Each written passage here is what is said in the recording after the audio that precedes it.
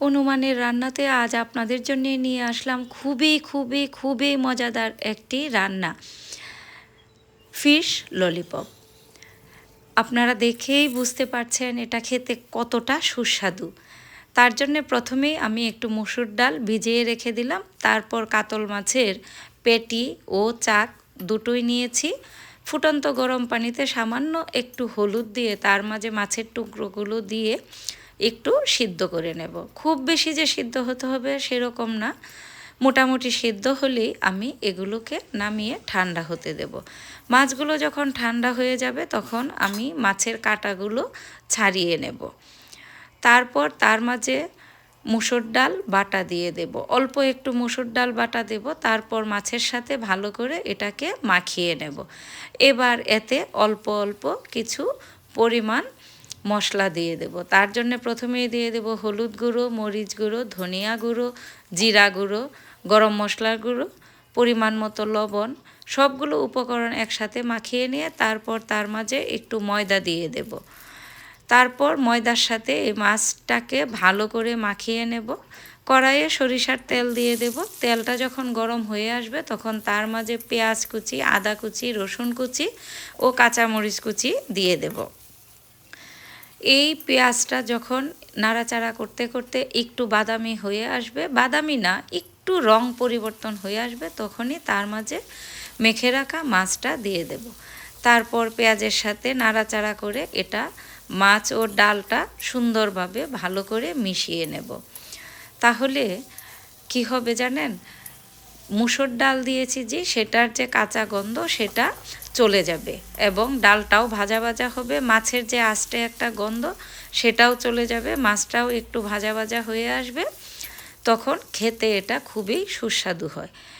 এই যে আমি এখন নামিয়ে নিলাম, এটা কিন্তু আপনারা ভর্তা হিসেবেও খেতে পারেন ইচ্ছে করলে, এইভাবে খেতেও ভালো লাগবে। কিন্তু আমি এটাকে আরেকটু সুস্বাদু করার জন্যে এই মাছটাকে ঠান্ডা হতে দিলাম। যখন ঠান্ডা হয়ে আসবে তখন এটা ভালো করে এভাবে মাখিয়ে নিলাম। তারপর হাতের তালুতে সামান্য তেল দিয়ে আমি সবগুলো এরকম শেপে বানিয়ে নিয়েছি। আপনারা যেই শেপে বানাতে পছন্দ করেন সেইভাবেই এই কাবাবের মতো করে বানিয়ে নেবেন। সবগুলো যখন বানানো হয়ে আসবে তখন আমি একটি থালাতে এই সবগুলো ফিশ ফ্রাইগুলো রেখে দেব।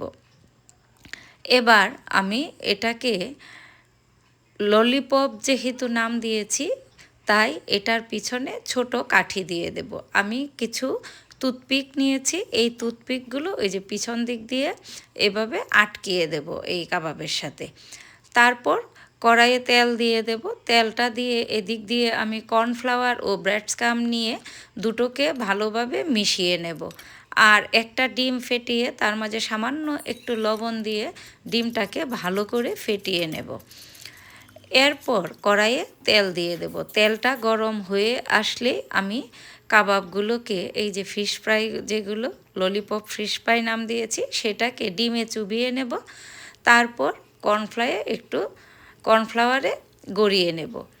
এভাবে প্রত্যেকটা কাবাব বলেন আর ফিশ ফ্রাই বলেন, সেটাকে প্রথমে ডিমে চুবিয়ে নেব, তারপর কর্নফ্লাওয়ারে গড়িয়ে নিয়ে এভাবে তেলের মধ্যে ছেড়ে দেব।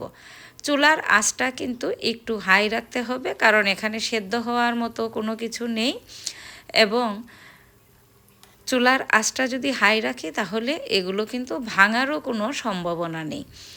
এভাবে উল্টিয়ে পাল্টিয়ে চতুর্দিক সুন্দর করে লাল লাল করে ভেজে আমি এগুলোকে নামিয়ে নেব। এই ফিশ ফ্রাই ললিপপগুলো আপনি নাস্তা হিসেবেও খেতে পারেন, আবার ভাত বা পোলাওয়ের সাথেও খেতে কিন্তু খুবই সুস্বাদু। আমি পোলাওয়ের সাথেই খেয়েছি, এটা খেতে কিন্তু খুবই দুর্দান্ত লেগেছে। আশা করি আপনাদেরও ভালো লাগবে। সবাই ভালো থাকুন, সুস্থ